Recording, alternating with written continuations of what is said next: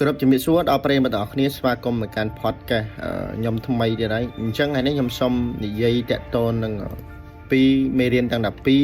ដើម្បីឲ្យអ្នកគ្នាកុំឲ្យសោកស្ដាយមុនអាយុ30អញ្ចឹងមេរៀននេះល្អមែនទែនសម្រាប់បងប្អូនទាំងអស់គ្នាឬក៏បងប្អូនដែលវ័យ20ឆ្នាំឬក៏ជិត20ឆ្នាំឬក៏កំឡុងពេល20ឆ្នាំណាអញ្ចឹងកុំឲ្យសោកស្ដាយនៅពេលដែលអាយុ30អ្នកគ្នាគឺត្រូវតែមានមេរៀនទាំង12នេះក្នុងខ្លួនជានិច្ចមិនមែនមានមេរៀនតែ12នេះទេមានមេរៀនជាច្រើនទៀតក៏ប៉ុន្តែខ្ញុំចង់ select តែ12នេះទេវាខ្លីងាយយល់ហើយងាយស្ដាប់ហើយងាយនឹងអនុវត្តនៃអាយុជីវិតរបស់គ្នាប្រចាំថ្ងៃអញ្ចឹងការអនុវត្តវាសំខាន់ជាងគេគឺអនុវត្តបើសិនអ្នកគ្នាខ្វះការអនុវត្តចំណុចទាំង12នេះក៏អត់មាននៅក្នុងខ្លួនបានអ្នកគ្នាដែរអញ្ចឹងកុំឲ្យខាត់ពេលយូរអ្នកគ្នាកុំចូលទៅមេរៀនទាំងអស់គ្នាហើយស្ដាប់ដោយផ្ទៀងផ្ទាត់ទៅខ្ញុំនឹង detail នឹងព្យាយាមបញ្យល់មួយឲ្យអ្នកគ្នាព្យាយាមស្ដាប់ហើយស្ដាប់ទៅងាយនឹងយល់ចំណុចទី1ផ្ដោតលើគោលដៅនិងជីវិតរបស់អ្នកការពង្រីកឬក៏ការពង្រឹងវ័យអាយុ20ឆ្នាំគឺជាពេលវេលាដែលអ្នកគួរតែចាប់ផ្ដើមកំណត់និយមន័យនៃភាពជោគជ័យរបស់អ្នកផ្ទាល់ឧទាហរណ៍អ្នកចូលចិត្តអីអ្នកស្គាល់អីអ្នកស្រឡាញ់អីគឺអ្នកទៅរកវាក៏ប៉ុន្តែមានផ្លូវច្រើនទៀតដោយសារតែអ្នកទាំងអស់គ្នាមិនអាចទៅបានឧទាហរណ៍ផ្លូវហ្នឹងវាត្រង់ក៏ប៉ុន្តែវាពិបាកវាពោពេញទៅដោយផ្លូវដែលពិបាកជិះឡានក៏មិនកើតម៉ូតូក៏មិនកើតកង់មិនកើតវាអាចយូរហើយចាយពេលអ្នកគ្នាយូរមែនតើអញ្ចឹងមានផ្លូវមួយទៀតវាក៏ប៉ុន្តែផ្លូវហ្នឹងគឺវាស្រួលដើរវាឆ្ងាយបន្តិចមែនតែវាគង់តែដល់គោលដៅដូចគ្នាកុំចំណាយពេលវេលារបស់អ្នកនឹងធម្មពលដើម្បីបំពេញការរំពឹងទុករបស់ពុកម្ដាយសង្គមឬក៏មិត្តភ័ក្តិឡើយចូលស្វែងយល់ថាអ្វីដែលធ្វើឲ្យអ្នកមានក្តីសុខពិតប្រាកដហើយចាប់ផ្ដើមរៀបចំផែនការដើម្បីសម្រេចវាជីវិតរបស់អ្នកខ្លីមែនតើដូច្នេះត្រូវរស់នៅដើម្បីខ្លួនឯងហើយផ្ដោតលើការកសាងអនាគតដែលអ្នកចង់បានពិតប្រាកដភាពជោគជ័យវាមិនមែននិយាយថ្ងៃហ្នឹងឲ្យជោគជ័យស្អែកទេវាត្រូវការពេលវេលាច្រើនមែនតើអ្នកខ្លះចាយសឹងតែពេញមួយជីវិតដើម្បីទៅជោគជ័យបងប្អូនអាចសិក្សាទៅលើបុគ្គលជោគជ័យឬក៏មហាសេដ្ឋីទូទាំងពិភពលោកមិនមាននរណាគេជោគជ័យក្នុងអាយុ20ឬក៏30ទេវាមានភាគតិចមែនតើលុះត្រាអ្នកទាំងអស់គ្នាហ្នឹងគឺគាត់មានលុយមានកាក់ឬក៏មានគ្រួសារដែលមានមូលដ្ឋានគ្រឹះរឹងមែនតើតែបើអ្នកគ្នាចេញពីបាតដៃទៅទេហើយខ្ញុំហ៊ាននិយាយថាគឺយ៉ាងតិចក៏ចាយពាក់កណ្ដាលជីវិតដើម្បីទទួលបាននៅអ្វីដែលអ្នកគ្នាចង់បានពិតប្រាកដដែរអញ្ចឹងដូចគ្នាអ្នកគ្នាផ្ដោតទៅលើគោលដៅកុំចាយពេលវេលាច្រើនពេកកុំរំពឹងទៅលើឪពុកម្ដាយឬក៏កុំរំពឹងលើសង្គមឬក៏មិត្តភក្តិរបស់អ្នកគ្នាជាធម្មតាពួកគាត់អាចនឹងទៅចោលអ្នកគ្នាឬក៏មានបញ្ហា1 2 3អីចឹងទៅអញ្ចឹងដូចខ្ញុំនិយាយអញ្ចឹងគឺ focus ទៅលើគោលដៅរបស់អ្នកគ្នាវ័យ20ឆ្នាំគឺជាវ័យដែលត្រូវពង្រីកលើគោលដៅអ្នកគ្នាចំណុចទី2បរិស្ថានរបស់អ្នកគឺមានសារៈសំខាន់ណាស់មានថាបរិយាកាសទាំងមូលដូចជាសង្គមឬក៏បរិយាកាសរូបវន្តហ្នឹងមានថាជាបើភាសាអង់គ្លេសគេថា physical ណាហើយសង្គម social អីចឹងទៅគឺមាននឹងអត្តពលខ្លាំងលើអ្នកអញ្ចឹងដល់អ្នកគ្នាក្នុងសង្គមមួយណាអ្នកគ្នារស់នៅមួយណាអ្នកគ្នាមានណាគេជា idol គឺអ្នកគ្នាគឺរត់ទៅរកបែបហ្នឹងអ្នកគ្នាក្នុងសង្គមមហាសេដ្ឋីអ្នកទាំងអស់គ្នាខ្ញុំជឿថាវាមិនយូរមិនឆាប់ទេអ្នកគ្នានឹងខ្លាយជាអ្នកមានក្នុងចំណោមទាំងអស់គ្នានឹងដែរអញ្ចឹងអ្នកគ្នាត្រូវទៅរស់នៅក្នុងបរិយាដ្ឋានណាមួយឬក៏បរិស្ថានណាមួយឬក៏សង្គមណាមួយដែលពឹងផ្អែកទៅលើគោលដៅច្បាស់លាស់មានថាទៅរកអតិពលសង្គមមួយណាដែលអ្នកគ្នាគិតថាអ្នកគ្នាចង់ទៅណាអញ្ចឹងដូចពាក្យគេនិយាយគេថានៅជាមួយអ្នកជក់ថ្នាំនិងជក់ថ្នាំនៅអ្នកមួយនឹងអ្នកនៅរៀនគឺនឹងរៀនអញ្ចឹងវាអត់ខុសទេបើសិនមកអ្នកគ្នានៅជុំវិញមនុស្សដែលរអ៊ូរទាំមិនមានគោលដៅពួកគាត់នឹងទាញអ្នកគ្នាចុះក៏ខ្លាចជាមនុស្សបែបនោះដូចគ្នាអញ្ចឹងជាអ្វីដែលខ្ញុំចង់និយាយគឺអ្នកគ្នានៅជាមួយមនុស្សគ្មានគោលដៅអ្នកគ្នាមិននឹងគ្មានគោលដៅអ្នកនរគ្នានៅជាមួយអ្នកលេងហ្គេមអ្នកគ្នានឹងលេងហ្គេមអញ្ចឹងការចេញពីមនុស្សសង្គមទាំងអស់ហ្នឹងវាមានផលប៉ះពាល់ affect ខ្លាំងមែនទែនដល់ខ្លួនប្រាណយើងឧទាហរណ៍បាត់បង់មិត្តភ័ក្តិបាត់បង់មនុស្សជាទីស្រឡាញ់ឬក៏បាត់បង់អីផ្សេងវាប្រកាសជានឹងបាត់បង់ក៏ប៉ុន្តែបើសិនជាអ្នកគ្នាមិនសម្រេចពេលនេះឬក៏មិនអ្នកគ្នាមិនសម្រេចឥឡូវហ្នឹងអ្នកគ្នានឹងខ្លាយជាមនុស្សបែបនោះដែរក្នុងថ្ងៃអនាគតឬក៏ឆាប់នឹងឯងអញ្ចឹងការចាក់ចេញដូចខ្ញុំនិយាយគឺវាមិនស្រួលទេបើយើងស្រួលការចាក់ចេញទាំងអស់ហ្នឹងវាសិតតែចាក់ចេញហើយមិនមែនអ្នកខ្លះជាពាក់ជាពិនរឿងមិត្តភ័ក្តិរឿងគ្រួសាររឿងអីអញ្ចឹងបើសិនអ្នកគ្នាមិនឈានជើងចេញពីចម្ពោះមនុស្សបែបហ្នឹងទេឬក៏ physical បែបហ្នឹងឬក៏ social បណ្ដាញ social បែបហ្នឹងទេអ្នកគ្នានឹងជួបមនុស្សបែបហ្នឹងហើយមួយទៀតអ្នកគ្នាចូលជ្រើសរើសមិត្តភ័ក្តិនិងអ្នកចូលរួមការងារដោយប្រុងប្រយ័ត្នអ្នកគ្នាត្រូវរើសថា ជាមនុស្សដែលជំរុញទឹកចិត្តអ្នកគ្នាគ្រប់គ្រងគោលដៅរបស់អ្នកគ្នានិងចែករំលែកចំណេះដឹងជាមួយអ្នកនឹងអ្នកគ្នាខ្ញុំហ៊ាននិយាយថាអញ្ចឹងអ្នកគ្នាឬមនុស្សដែលនៅក្បែរ5ប្រសើរជាង100ស្គាល់1ប្រសើរជាង10ឧទាហរណ៍ខ្ញុំរើសមិត្តភក្តិមួយគាត់ចេះផឹកគាត់ចេះលេងបានលេងអីល្អក៏ប៉ុន្តែនៅពេលដែលគាត់ហូបស្រាគាត់និយាយអត់ល្អឬក៏គាត់និយាយពោពេញទៅដោយការចែករំលែកហូបតិចតួចដើម្បីចែករំលែកអីចឹងទៅដើម្បីក្តីស្រឡាញ់ចែករំលែកទៅវិញទៅមកឲ្យគ្រប់គ្រងឲ្យជំរុញទឹកចិត្តយើងរហូតអ្នកគ្នាចែករំលែកឲ្យអ្នកគ្នារើសទៅការហូបស្រាឬក៏ការធ្វើអីផ្សេងមិនមែនជារឿងអាក្រក់ទេក៏ប៉ុន្តែអ្នកគ្នាត្រូវជ្រើសរើសមនុស្សដែលត្រូវជាមួយនឹងថែបបណ្ណាគ្នាឬក៏ត្រូវជាមួយនឹងការចូលចិត្តបណ្ណាគ្នាអញ្ចឹងដូចខ្ញុំនិយាយចឹងរើស1ប្រសើរជាងរើស5រើស5ប្រសើរជាងរើស10អញ្ចឹងរកមនុស្សណាដែលជួយអ្នកគ្នាឲ្យកាន់តែទៅមុខចែករំលែកគោលដៅមិនថាមិត្តភក្តិមិនថាសង្សារទេគ្រប់គ្រងអ្នកនឹងលើកទឹកចិត្តអ្នកជារៀងរហូតហើយចែករំលែកមានអីចែករំលែកគ្នាមិនថាលុយកាក់មិនថាចំណេះដឹងមិនថាគោលដៅអីផ្សេងនោះគឺតែងតែចែករំលែកហើយស្ថិតក្នុងក្រមបរិយាកាសដែលត្រឹមត្រូវជួយឲ្យអ្នកមានវិន័យឬក៏លើកទឹកចិត្តគេថា motivation របស់អ្នកឲ្យបានដំណើរការល្អអញ្ចឹងការជ្រើសរើសមនុស្សនៅក្បែរណាសរុបមកវិញគឺសំខាន់បំផុតបើអ្នកគ្នាជ្រើសរើសខុសអ្នកគ្នានឹងដើរផ្លូវខុសហើយចាយពេលខុសមែនទេឧទាហរណ៍រើសមិត្តភក្តិខុសចាយយ៉ាងតិចក៏3ឆ្នាំដែរដើម្បីស្រង់ខ្លួនឯងមកវិញអញ្ចឹងយកល្អបើសិនជាអត់មានណាគេដែលគិតថារាប់អានអ្នកគ្នាបានទេអ្នកគ្នាដើរតែឯងសិនហើយយកណាគេជា idol ប្រឹងតែធ្វើមានថាប្រឹងតែធ្វើសិនចាំរំពឹងទៀតព្រោះឯអ្នកដែលគេមកចូលក្នុងជីវិតយើងមិនពិតប្រកបតែគេស្មោះត្រង់មួយយើងហើយយើងនឹងក៏មិនពិតប្រកបថាស្មោះត្រង់មួយគេទេគុណតែមានថ្ងៃណាមួយអញ្ចឹងដើរម្នាក់ឯងទៅយកណាគេជា idol ហើយប្រឹងសិក្សាពីគេហើយប្រឹងតែធ្វើសិនទៅគោលដៅវាមិនក្បត់យើងទេមានតែយើងក្បត់គោលដៅចំណុចទី2គឺសរុបប៉ុណ្ណឹងទី3ត្រៀមខ្លួនជាសាច់ដើម្បីការផ្លាស់ប្ដូរមាន be ready for change ភាពមិនទៀងទាត់វាជាផ្នែកមួយនៃជីវិតវ័យ20ឆ្នាំគឺជាពេលមួយដែលអ្នកជួបប្រទះនឹងការងារមិនសមបំណងគម្រោងរបស់អ្នកគ្នាបរាជ័យឬក៏ការផ្លាស់ប្ដូរជីវិតដ៏ធំអ្នកគ្នាយល់កន្លែងហ្នឹងអត់គឺវ័យ20ឆ្នាំហ្នឹងឯងគឺជាវ័យមួយដែលមានរឿងមិនសមបំណងច្រើនមែនតើមិនថារឿងការងាររឿងស្នេហារឿងគ្រួសារទេគឺច្រើនមែនតើហើយគម្រោងខ្លះការងារខ្លះអ្នកគ្នារំពឹងទុកទៅជាអត់បានមិញចុះអ្នកគ្នាត្រូវផ្លាស់ប្ដូរទៅធ្វើអីសម្រាប់ចិត្តអីផ្សេងឧទាហរណ៍មួយដែលងាយយល់ហ្មងអ្នកគ្នារំពឹងថារៀនចប់ទី12អ្នកគ្នានឹងទៅរៀនបន្តទៅធ្វើការបានជីវភាពល្អប្រសើរយ៉ាងនេះក៏ប៉ុន្តែកលៈទេសៈខ្លះអ្នកគ្នាតម្រូវឲ្យអ្នកគ្នាផ្លាស់ប្ដូរហ្មងអាចរស់នៅពីស្រុកខ្មែរហ្នឹងទៅរស់នៅកូរ៉េជប៉ុនឬក៏បណេចរទៅប្រទេសណាមួយដើម្បីធ្វើការឧទាហរណ៍ទៅធ្វើការនៅកូរ៉េទៅជប៉ុនឬក៏ប្រទេសជិតខាងអីចឹងទៅអញ្ចឹងគឺជាការផ្លាស់ប្ដូរដ៏ធំណាអញ្ចឹងដូចខ្ញុំនិយាយគឺពេលវេលាអាយុ20ឆ្នាំហ្នឹងគឺជាពេលវេលាមួយដែលអ្នកត្រៀមចិត្តមែនតើហើយត្រៀមចិត្តថានឹងជួបរឿងគ្រប់បែបយ៉ាងគឺអាយុ20ចន្លោះ20ទៅ30ឆ្នាំនេះឯងក៏ប៉ុន្តែអ្នកគ្នាត្រូវត្រៀមចិត្តថាអ្នកគ្នានឹងចូលរួមអភិវឌ្ឍនៅភាពបត់បែនទទួលស្គាល់វាថាវាបែបហ្នឹងហើយសំខាន់ជាងគេភាពអត់ធន់របស់អ្នកគ្នាក្នុងចិត្តរបស់គ្នាកាន់តែរឹងមាំត្រូវទទួលស្គាល់វាណាហើយរៀនទទួលស្គាល់ថាបែបណាការអាចនឹងបរាជ័យនិងជោគជ័យក្នុងអាពេលហ្នឹងឯងហើយជំនួសមកវិញនៅភាពរៀនសូត្រពីកំហុសនោះហើយត្រៀមយកខ្លួនចាប់ផ្ដើមឱកាសថ្មីអ្នកគ្នាកន្លែងហ្នឹងវាអត់បាក់យល់ទេមានន័យថាបើសិនជាករណីពេលហ្នឹងជោគជ័យឬបរាជ័យអ្នកគ្នាទៅហ៊ានទទួលហើយជំនួសមកវិញសិក្សាពីអ្វីដែលអ្នកគ្នាខុសហើយត្រៀមចាប់ផ្ដើមសារជាថ្មីមកអត្ថ័យខ្លះអ្នកគ្នារៀនផ្លាស់ប្ដូរច្រើនមិននឹងពួកគាត់ផ្លាស់ប្ដូរបរាជ័យផ្លាស់ប្ដូរនៅតែធ្វើដដែល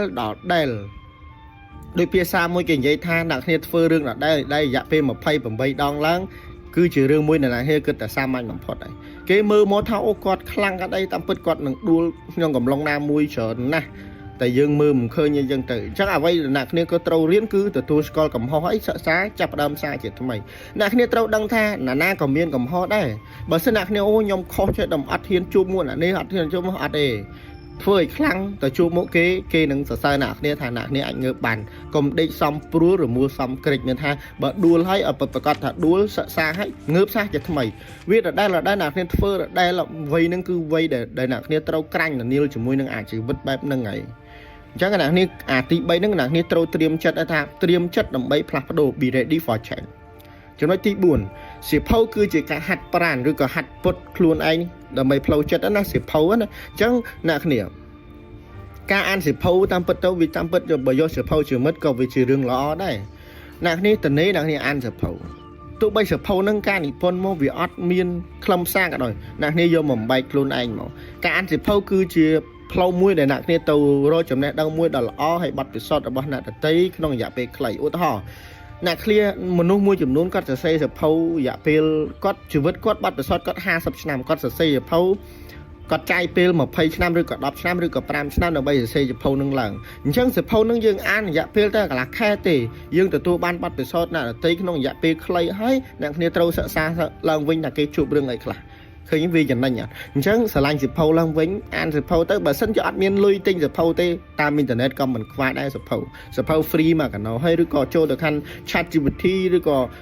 Gemini អីហ្នឹងទៅយើងចង់បានសភៅអីយើងសរសេរទៅគេនឹងបញ្យល់មកអ្នកទាំងអស់គ្នាឬក៏ចូលទៅក្នុង YouTube យើងស្ដាប់អីចឹងទៅអត់ខ្វះទេប៉ុន្តែត្រូវចាំថាចំណេះដឹងគឺគ្មានការអនុវត្តគឺគ្មានតម្លៃមានថាចំណេះដឹងរបស់អ្នកបើសិនជាគ្មានការអនុវត្តទេគឺអត់មានតម្លៃទេកុំគ្រាន់តែអានដើម្បីដឹងឬក៏ចូលមើល YouTube ដើម្បីកម្សាន្តចូលអានឲ្យផ្ដោតលើការទទួលបានគំនិតថ្មីហើយត្រូវដាក់គំនិតនោះក្នុងការអភិវឌ្ឍភ្លាមៗនៅជីវិតរបស់អ្នកទាំងអស់គ្នាឬក៏ការងារមានថាខ្ញុំអានបទពិសោធន៍មួយអ្នកគ្នាត្រូវតែធ្វើអារឿងនឹងភ្លាមមិនមែនថាអូត្រូវងើបទៅធ្វើភ្លាមមែនទេខ្ញុំអានថ្ងៃហ្នឹងខែហ្នឹងខែក្រោយខ្ញុំអនុវត្តអានឹងសាកមើលវាយ៉ាងម៉េចអានឹងបានហៅថាការមានថាបើសិនជាចដើយើងឡើងទៅមួយតង់ទៀតហើយមានថាឡើងមួយតង់ទៀតបើដួសក្នុងអាចចដើដែលយើងជន់នឹងឯងអានឹងបញ្យល់អញ្ចឹងអូខេចុះចំណុចទី4វាងាយយល់ទេចំណុចទី5អ្នកត្រូវតែជួយខ្លួនឯងសិន put yourself first ភាសាអង់គ្លេសណានេះមិនមែនមានន័យថាអ្នកទាំងអស់គ្នាអាត្មានិយមទេតែមានន័យថាការវិនិយោគលើខ្លួនឯងគឺជាអត្ថប្រយោជន៍ទី1មុននឹងជួយអ្នកដទៃអ្នកគ្នាត្រូវជួយខ្លួនឯងសិនមុននឹងជួយអ្នកដទៃអ្នកគ្នាត្រូវសម្រេចគោលដៅធំអ្នកគ្នាចង់ដើរអ្នកត្រូវតែរឹងមាំផ្លូវចិត្តផ្លូវកាយនិងហិរញ្ញវត្ថុជាមុនសិនផ្ដោតលើការអភិវឌ្ឍជំនាញផ្ទាល់ខ្លួនការថែសុខភាពនិងការកសាងមូលដ្ឋានគ្រឹះឲ្យបានល្អបំផុតនិងរឹងមាំបំផុតឧទាហរណ៍ខ្ញុំចង់ជួយគេអ្នកគ្នាអត់តមានអីផងហ្នឹងរឿងផ្លូវចិត្តអ្នកគ្នាក៏តន់ជ្រាយផ្លូវកាយមកអ្នកគ្នាក៏កាន់តែមានបញ្ហាហិរញ្ញវត្ថុកាន់តែដាច់កតុយដាច់ក្បាលដាច់កតុយអញ្ចឹងទៅអញ្ចឹងមុននឹងទៅអភិវឌ្ឍទៅលើអ្នកគេអ្នកគ្នាត្រូវតែយកលុយហិរញ្ញវត្ថុទៅអភិវឌ្ឍជំនាញរបស់គ្នាឧទាហរណ៍ខ្ញុំចង់ចេះជំនាញមួយបើខ្ញុំអត់មានអីសោះឥឡូវមានលុយតិចតួចខ្ញុំគួរតែអភិវឌ្ឍខ្ញុំទៅរៀនជំនាញថ្មីអត់គួរតែអភិវឌ្ឍជំនាញរបស់គ្នាឬក៏អ្នកគ្នាចេះជំនាញហ្នឹងហើយអ្នកគ្នាចង់ចេះអីទៀតឥឡូវឧទាហរណ៍ខ្ញុំចង់ចេះ graphic designer ខ្ញុំចេះ graphic designer ក៏ប៉ុន្តែខ្ញុំចង់រៀន video editor អ្នកគ្នាគឺត្រូវតែយកលុយហ្នឹងទៅរៀនជំនាញហ្នឹងមកតង់ទៀតអញ្ចឹងអាហ្នឹងគឺរឿងមកចាប់ផ្ដើមចេះទៅហើយអញ្ចឹងចំណុចទី6ទី5អ្នកគ្នាគឺយល់ហើយគឺអត់ពិបាកទេវិនិយោគលើខ្លួនឯងគឺរឿងតែមួយមុននឹងជួយគេគឺជួយខ្លួនឯងចំណុចទី6ហាត់ប្រាណជាផ្នែកមួយនៃជីវិតអ្នកគ្នាយកពាក្យថាហាត់ប្រាណអត់ហាត់ប្រាណនឹងតាមពិតទៅវាមានរឿងច្រើនបាល់ទាត់បាល់ទះកីឡាគ្រប់ប្រភេទរត់ប៉ុណ្ណឹងអីចឹងទៅការហាត់ប្រាណវាសំខាន់មែនតើការហាត់ប្រាណមិនមែនត្រឹមតែជួយសុខភាពកាយរបស់អ្នកគ្នាទេក៏ប៉ុន្តែវាគឺជាការវឹកហាត់ផ្លូវចិត្តនិងបដិញ្ញាចិត្តក្នុងការហាត់រៀងរាល់ថ្ងៃឧទាហរណ៍ខ្ញុំខ្ជិលខ្ញុំហាត់មួយថ្ងៃខ្ញុំឈប់មួយថ្ងៃអញ្ចឹងបើសិនអ្នកគ្នាចេះមានថាព្យាយាមមែនតើវឹកហាត់ចិត្តអ្នកគ្នារឿងមកអញត្រូវតែហាត់ឲ្យបានរាល់ថ្ងៃភាសាឥឡូវនេះវាពិបាកស្ដាប់ក៏ប៉ុន្តែបើសិនអ្នកគ្នាខ្ជិលអ្នកគ្នាអត់កសាងវិន័យខ្លួនឯងហើយភាពធន់របស់គ្នាទេអញ្ចឹងបើថាខ្ញុំចង់លេងបាល់ទាត់ខ្ញុំធ្វើម៉េចខ្ញុំលេងឲ្យបានមួយអាទិត្យ3ដងទោះបីលេងរងថ្ងៃវាឈឺសាច់ឈឺខ្លួនលេងយូរទៅទី1ផ្លូវចិត្តរបស់គ្នាកាន់តែរឹងមាំទី2ជើងរបស់គ្នាក៏កាន់តែល្អហើយអាហ្វឹកហាត់ផ្លូវចិត្តនេះកាន់តែមានវិន័យខ្លួនឯងឥឡូវថ្ងៃហ្នឹងអញត្រូវតែលេងបាល់ទោះបីរវល់មិនក៏ដោយអញត្រូវតែលេងដើម្បីឲ្យអីចឹង1 2 3អីចឹងអានេះជាធម្មតាយើងណូតខ្លួនឯង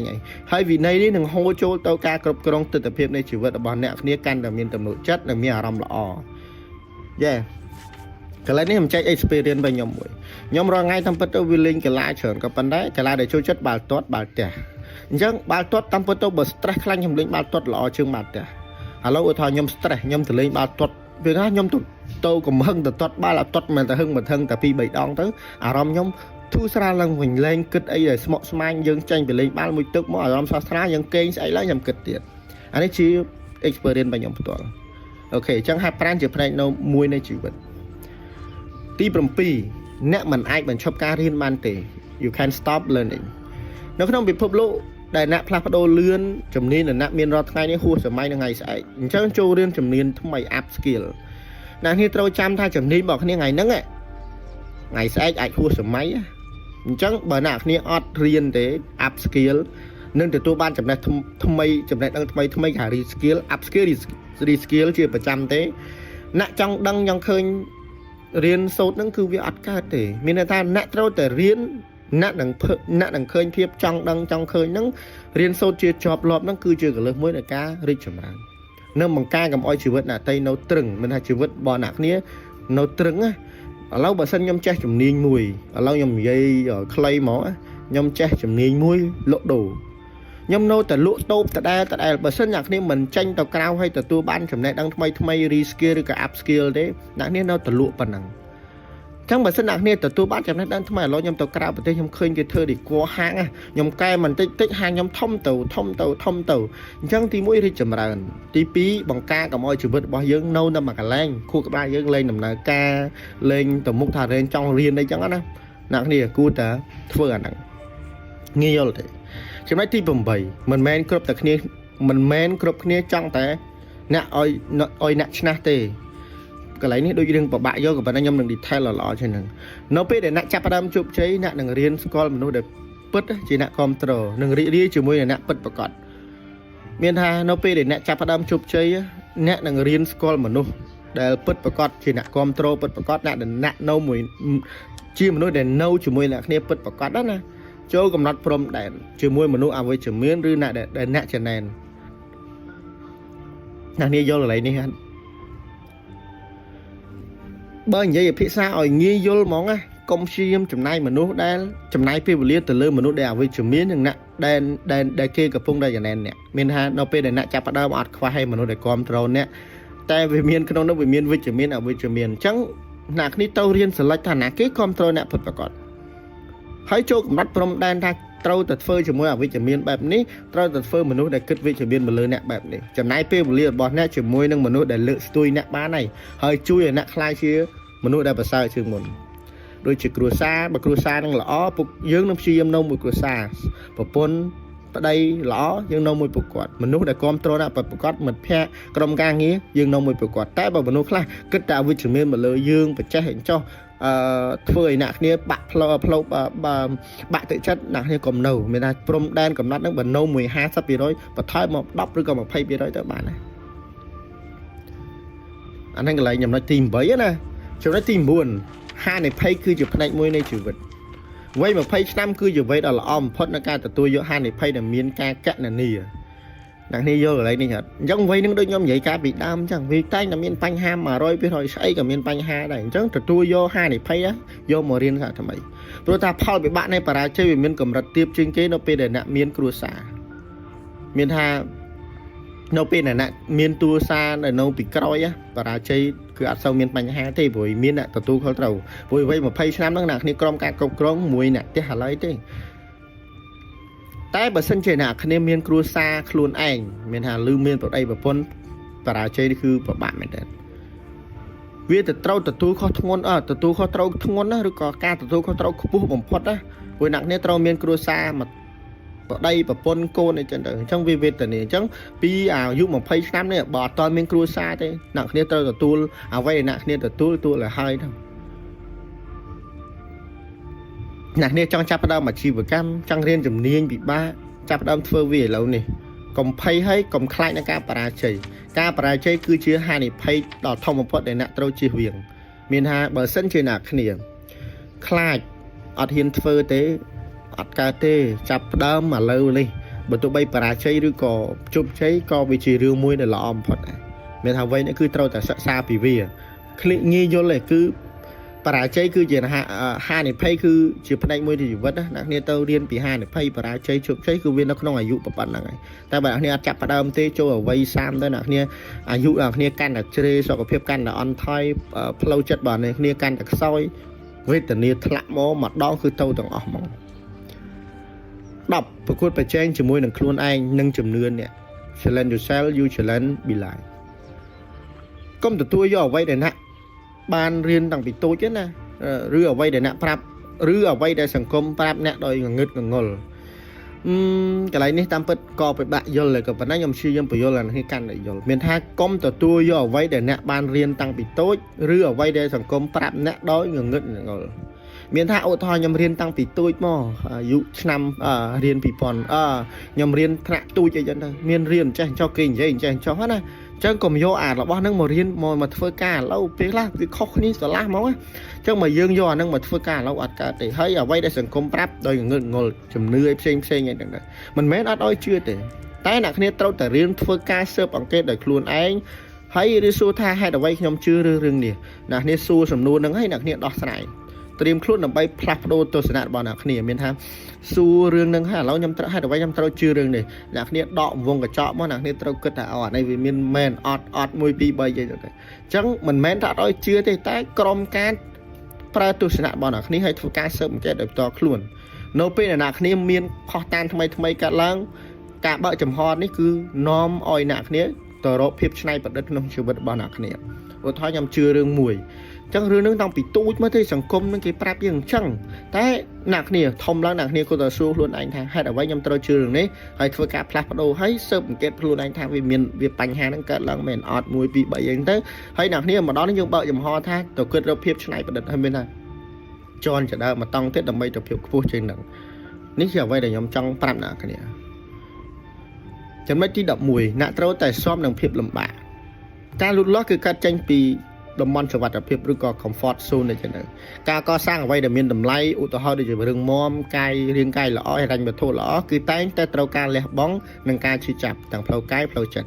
โจเรียนเอากระสอบเพียบเหมือนสรุลนี่คือจะเหมือนแพร่บอลเนี่ยปรูเวบันดองวินัยระยะเปเว้อย่างการเป็นจัดได้สติเนี่ยนี่โยนแบบกระไรนี่อัดมีท่าโนเป็นหนักเนี่ยตัวบ้านการเรื่องมอมเรียงไก่หล่ออะไรมาทั่วหล่อคือใต้แต่ตระการเลี้ยบ้องนังเพียบช่วยจับแล้วทอยยำจังบ้านเนรีมันเนี่ยได้หล่อยำใต้จากชั่วไปเนรีมันได้อัดเมียนเพียบสมัครตรงเหมือนยำเนรีได้มวยปีใบยันยังอัดจังใหญ่แบบพอหนังเรื่องนึงตีก็เป็นได้วิตระการเลี้ยบ้องนังช่วยจับวิช่วยจับนังอย่าไปใครเลี้ยบ้องนังอย่าไปใครให้ตัวบ้านมนุษย์หล่อมองไปให้เรียนเอาไปสอบเพียบเหมือนสรุปแล้วนะเอาไปสอบนี่คือเราแต่เอาไปสอบเพียบเหมือนสรุปเพียบประบาดใหญ่กับปันได้เอาไปสอบเพียบมวยได้เหมือนสรุปกับปันได้ยังโมเอาไปสอบเรื่องทำไมมันทำชีวิตแพร่บอลหนักเนี่ยเรื่องต่างอ้อนุ่งวิทย์เฟยเนี่ยจังปีแต่บอลได้มีสวัสดิ์เพียบให้มรอดสวัสดิ์เพียบกับปันได้หนักเนี่ยเราแต่รู้นกน้องแต่บอลสวัสดิ์เพียบไว้เราเป็นยังไงน้ำมวยบุญวิอันนั้นหมดเอาไปในนี่เนี่ยน้องอยากไปเป็นจัดวินัยได้ในเวให้การเป็นจัดทัดเทมพอดกระไรที่ดอกมวยในวิเรื่องซ้ำtíchกับปันได้หนักนี่กูแต่โยนมันtíchมองเยอะท่านเนี่ยเราแต่ชอบหนังเพียบหลับมะการน่าหนักเนี่ยชอบหนังเพียบหลับมะเราเป็นหนักเนี่ยหลับมะมาดองtíchกับปัญหาได้อยู่ปันนั่งเอา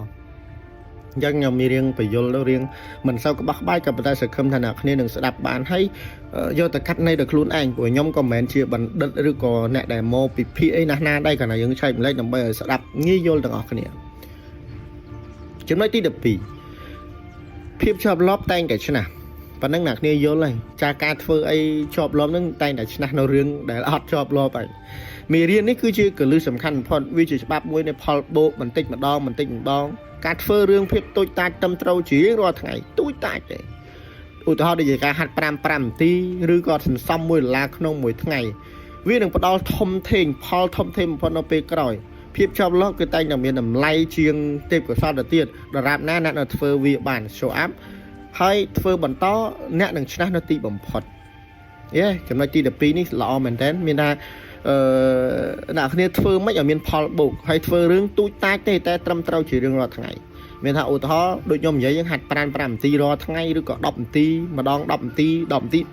ไงกรอยตัวดับปรามเท่ามาเพย์ตัวซ้ำซับไอ้เจ้าแต่หรือคอมวยเตี้ยนักนี่รอไงใจดับดอลลาร์นักนี่สะใจแต่บุญลายทุกมาดอลลาร์ประจำแค่นักนี่หนึ่งเจ้าต้นซ้ำลุยมาปอนลาจังนักนี่ใจประจำแค่ปราม100 ล้านนักนี่ใจแต่บุญ100 ล้านเมื่อทุกมา100 ล้านประจำแค่เมื่ออยู่เวียนยังจืดเรื่องมวยธรรมดาให้วิตัยวิเพียบชอบล้อพวกวิมีนดำไล่เชียงเทพกับซ้ำมานักนี่เตี้ยแบบเส้นเจียนายยมอุตหะมวยงี้ยลเบิ่งพวกกระจามันกระทะจะดับมันมาปลาซับมวยโอเคจังตีดับปีนั่นคืองี้ยลได้ปะปะจังแค่ตีดับมวยได้เดี๋ยวยมซ้ำยมกับวิอัดเซลยลกับแบบนั้นยมแต่งอย่างใจหนักนี่ยลสดับล่างดับจ่อ អូខេអញ្ចឹងតើតើនឹងអត្ថបទនេះគឺវាល្អមែនទែនសម្រាប់បងប្អូនអរគ្នាដែលគាត់អាយុ20ឬក៏ចូល20ឬក៏20ជាងជិត30យើងសិក្សាតិចតួចទៅធម្មតាយើងត្រូវតែអភិវឌ្ឍបើសិនអ្នកគ្នាអត់ខ្លាំងទេសង្ឃឹមថាឥឡូវបើសិនអ្នកគ្នារៀនអ្នកគ្នាត្រូវតែរៀនហើយអ្នកគ្នាត្រូវតែបដៅកូនហើយបើទោះបីថាអ្នកខ្លះមានទស្សនៈមួយថាអញរៀនដើម្បីអីអញអាយុប៉ុណ្ណេះហើយហ្នឹងអត់ទេខុសហើយអ្នកគ្នាត្រូវតែរៀនដើម្បីអភិវឌ្ឍខ្លួនឯងបន្ថែមទៀតណាបញ្ជាក់រៀនអភិវឌ្ឍខ្លួនឯងបន្ថែមទៀតហើយបើសិនអ្នកនេះរៀនអត់បានអនុវត្តខ្លួនឯងទេទៅអភិវឌ្ឍអ្នកដទៃក៏បានប្អូនក៏បានកូនក៏បានដែរអូខេចឹងចំពោះខ្ញុំដូចគ្នាបើសិនកាលណាខ្ញុំអត់រៀនហើយដើម្បីអភិវឌ្ឍខ្លួនឯងទេខ្ញុំមិននឹងអភិវឌ្ឍកូនប្រពន្ធឬក៏អភិវឌ្ឍមនុស្សជុំវិញខ្លួនអីចឹងទៅចឹងពីខ្ញុំបាទមហាការ podcast សូមអរគុណសូមជម្រាបលា